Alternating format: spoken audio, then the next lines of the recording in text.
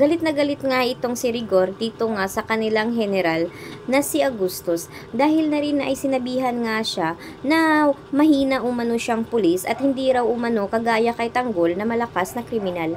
Kaya nang dahil nga dito ay nagalit nga itong si Rigor at bigla nga siyang binugbog.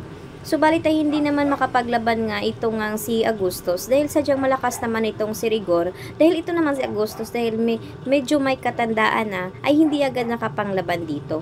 Kaya't alam na alam naman ito ni Rigor na hindi na siya makakabalik sa serbisyo. Lalo pa ngayon na kinakalaban nga niya itong ang malaking posisyon na general.